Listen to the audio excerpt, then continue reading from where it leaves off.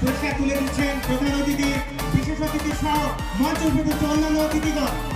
একটা জোরে করে বলি আরেকবার ঘোনা ফুটবল দলের জন্য, যারা সত্যিকার অর্থে এই টুর্নামেন্টে ভালো খেলেছে কিন্তু আজকের এই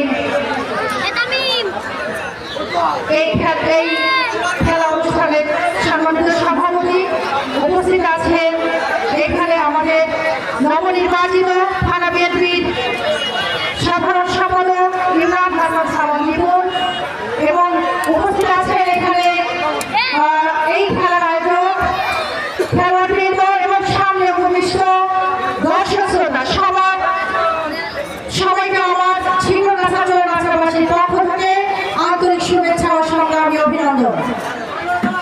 হার জিত চিরদিন থাকবে, তবু এগিয়ে যেতেই হবে, বাধা বিঘ্ন না পেরিয়ে বড় হয়েছে কে কবে। এটি এই প্রতিপাদ্য বিষয়টিকে সামনে নিয়েই আমাদের পথ চলতে হবে।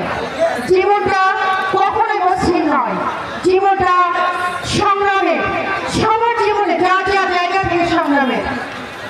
কোনো জিনিসই দীর্ঘস্থায়ী নয়, হারটাও দীর্ঘস্থায়ী নয়, বিজয়টাও দীর্ঘস্থায়ী নয়।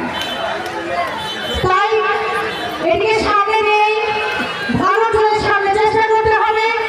নিশ্চয়ই আমি বিশ্বাস করি যারা আজকে জিততে পারে নাই তারা সামনে দিলে আরো ভালো করে খেলবেন এবং সামনে দিলে আপনারা কোনো সময় দেখবেন যে আপনারা জিতে গেছেন। আমি সামনে যারা দর্শক শ্রোতা আছেন তাদের উদ্দেশ্যে বলতে চাই, কায়িক পরিশ্রম একটি মানুষের জীবনে দীর্ঘ আয়ু লাভ করার একটি উত্তম মাধ্যম। কারণ খেলার মধ্যে থাকলে এই সমাজ, এই সংসার সবকিছুই ভালো হওয়া সম্ভব, ভালো করা সম্ভব।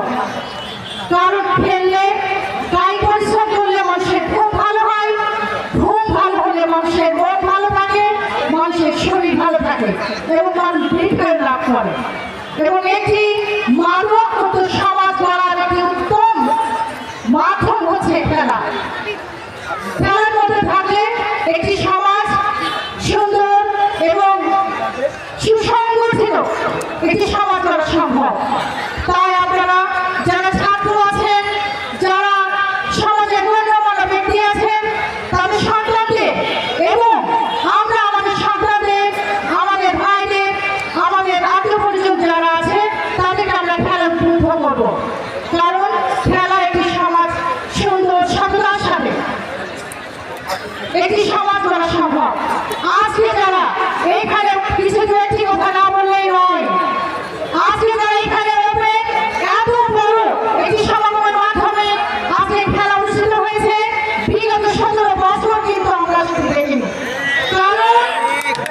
কারণ বিগত সরকার, স্বৈরাচার সরকার এটি এমনভাবে জগতের পাথরের মতো আমাদের ঘাড়ের উপর বসেছিল, মানুষের বাক স্বাধীনতা হরণ করছে, মানুষের স্বাধীনভাবে চলাচলের পথকে রুদ্ধ করছে এবং এই দেশকে একটি গোলামী ঝুড়িতে পরিণত করছে।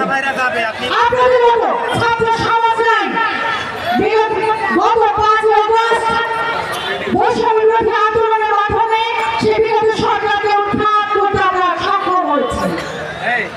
আপনারা জেনে খুশি হবেন যে এর মাস্টার মাইন্ড কিন্তু লন্ডন থেকে এসেছে। আমরা যার জন্য এই রাজ্যের অপেক্ষা করছে, আমাদের সেই প্রিয় নেতা, আমাদের জাতীয়তাবাদী দলের ভারপ্রাপ্ত চেয়ারম্যান জনাব তারেক রহমান এর মাস্টার মাইন্ড ছিল।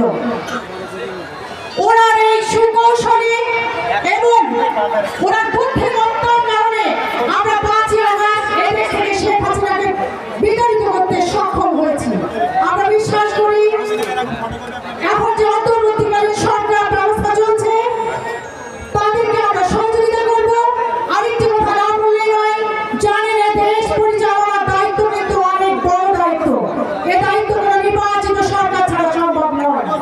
তাই আমি বিশ্বাস করি এই অন্তর্বর্তীকালীন সরকার অতি সত্বর